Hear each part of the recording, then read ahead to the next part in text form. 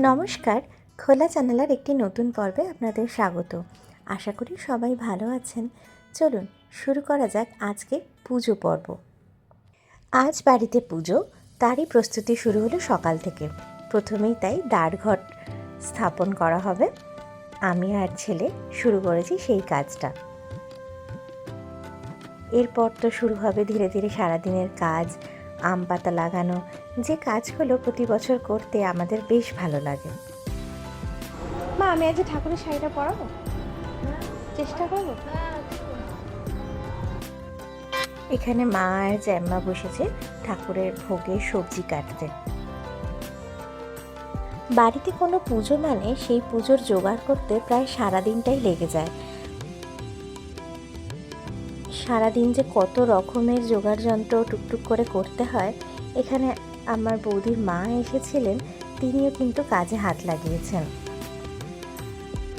কাজের ফাঁকে একটু টুক করে আপনাদের দেখাই আমার মায়ের ছাদ বাগানের কিছু ফুল যা এখনও আছে।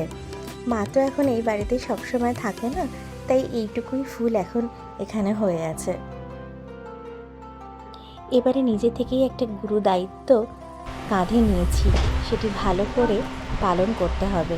তাই মায়ের ইনস্ট্রাকশন মতো কাজ করব।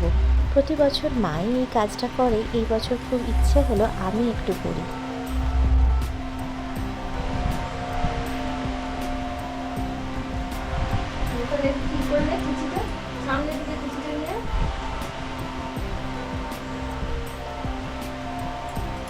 নিচে থেকে তাহলে নিচে হয়ে যাবে,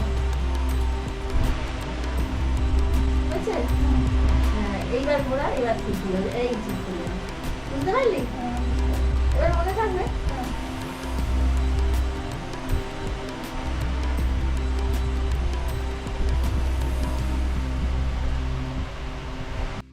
ছোটোবেলা থেকে খুব মুগ্ধ হয়ে মায়ের এই কাজটা আমি লক্ষ্য করেছি। নিজের হাতে কোনো দিনও করা হয়নি, তাই আগের বছর থেকেই খুব মনে ইচ্ছে জেগেছিল এই বছর এই কাজটা আমি নিজের হাতে করব। তাই সেই প্রচেষ্টাটাই এবারে করলাম। আর কুচিগুলো মাঝখানে নিয়ে এই কুচি, আঁচলের কুচিটা না, ওই কুচিটা, হ্যাঁ ওটা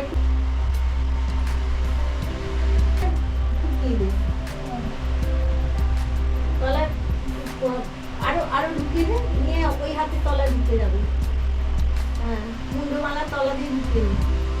হ্যাঁ, কোলা চুলটা বার করে একটু ঘুরিয়ে দে, তাহলে ভালো। হ্যাঁ হ্যাঁ হ্যাঁ হ্যাঁ, ও আচ্ছা, এইরকম ঘুরিয়ে হ্যাঁ হ্যাঁ হ্যাঁ হ্যাঁ, এবার আর করিনি, ঠিক আছে। হ্যাঁ, আরেকটা পরে এবার। Thank you.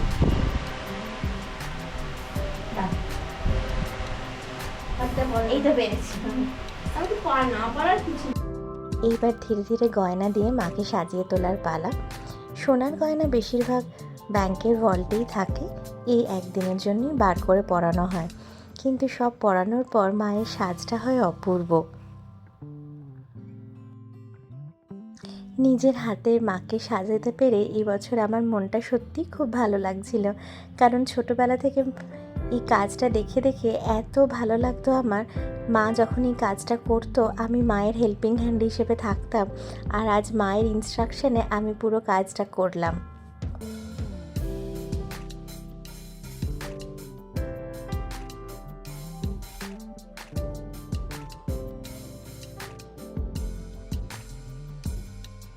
মায়ের এই চুলটাও কিন্তু আজকে শ্যাম্পু করে তেল মাখিয়ে তবে পরানো হলো।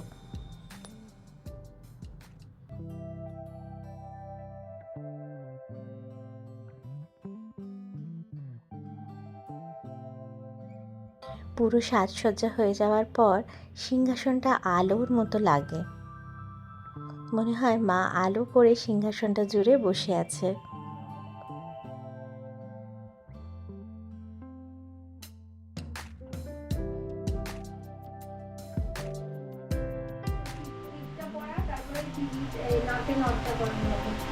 ওষুধটা একটু ভেতর থেকে ঢুকবে, কোন দিকে ঢুকবে। এবার শুরু হয়েছে আসল ভোগ রান্নার তোড়জোড়।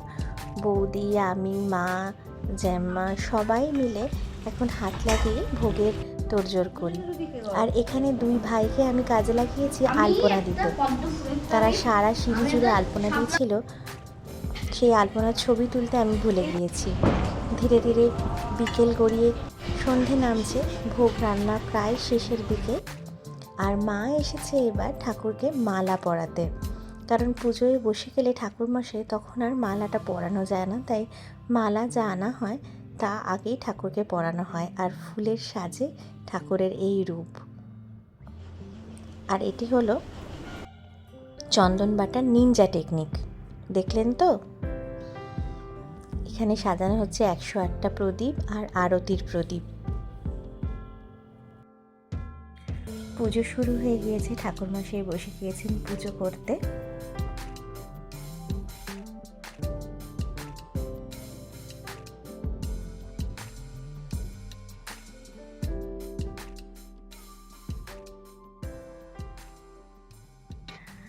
আর কালী পুজো কি বাজি ছাড়া হয়?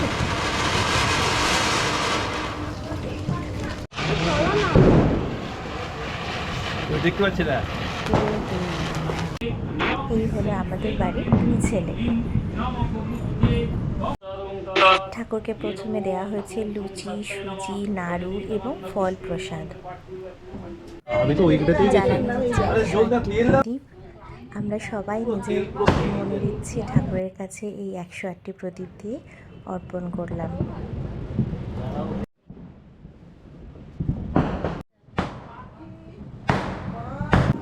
স্টকের কিছু ফুলচুরি আরও বাকি ছিল, সেটি এখন দুই ভাই শেষ করতে এসেছে। রাত গড়াচ্ছে, পুজো শেষ হয়ে এখন হোমের দিকে এসেছে।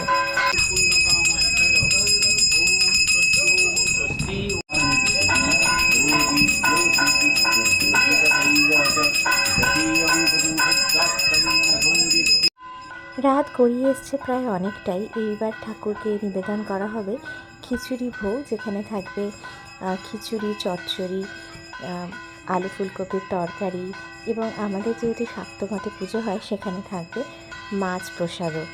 ঠাকুরকে নিবেদন করার পরে আমরা প্রসাদ নেব। শেষ হবে আজকের মতো, এই বছরের মতো পুজো। আপনারাও ভালো থাকবেন, সকলে নেবেন ঠাকুরের আশীর্বাদ। আপনাদের সাথে দেখা হবে আবার পরবর্তী পর্বে। আজ আসি, নমস্কার।